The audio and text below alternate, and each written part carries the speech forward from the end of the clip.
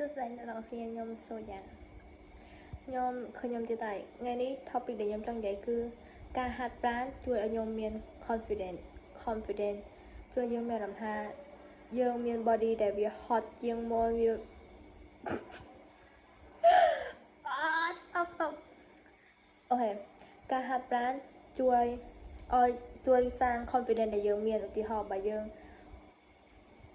ពេលយើងពេលយើង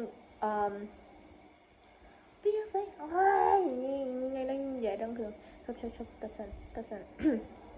ពេលយើងហាត់ប្រាណមែនយើងនឹងមានសាច់ដុំថតពេលដែលយើងឃើញថាខ្លួនឯងមានសាច់ដុំឃើញអីហ្នឹងយើងមានថាវ៉ាវយើងមើលទៅសង្ហាជាងមុនយើងមើលទៅស្អាតជាងមុនយើងមើលទៅលោជាងមុនអញ្ចឹងខ្ញុំមានអារម្មណ៍ថាការហាត់ប្រាណណាវាជួយ confident យើងពិតមែនបើយើងជាមនុស្សដែលអត់សូវមាន confident បើយើងមានអារម្មណ៍ថាយើងមើលទៅអត់សូវស្អាតហើយក៏អត់សូវ attractive ហ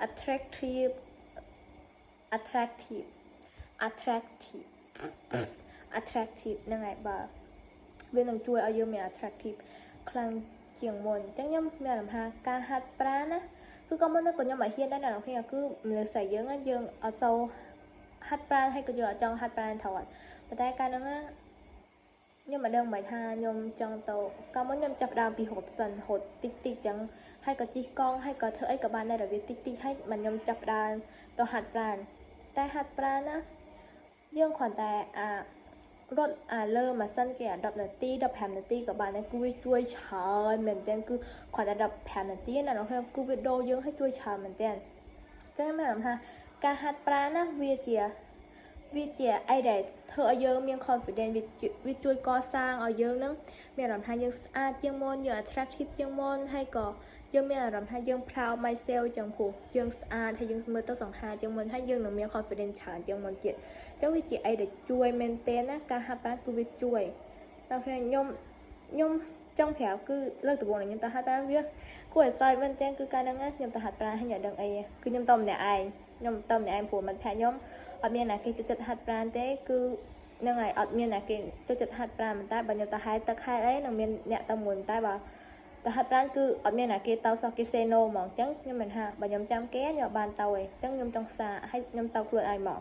ហើយខ្ញុំទៅលើកដំបូងអត់ចេះលេងអីទាំងអស់ម៉ាស៊ីនអីគេហ្នឹងគឺខ្ញុំទៅចុចហើយខ្ញុំទៅមើលគេងាកក្រោយងាកស្ដាំគឺខ្ញុំទៅមើលគេហាគេធ្វើមិនហើយគេចុចមិនគឺខ្ញុំអត់ចេះលេងសោះហើយវាគួរឲ្យសើចមែនទែនហ្មងហើយកាលហ្នឹងខ្ញុំរត់បានដូចជា10នាទីហើយក៏15នាទីហើយខ្ញុំឈប់ហើយលើកហ្នឹងខ្ញុំនឹងចាប់ដើមចូលចិត្តទៅហាត់ប្រាណពេលខ្ញុំបានហាត់ប្រាណហើយខ្ញុំទៅម្នាក់ឯងអញ្ចឹងវាមានអារម្មណ៍ថាវ៉ាវខ្ញុំធ្វើអីក៏បានដែរខ្លួនឯងទាំងអស់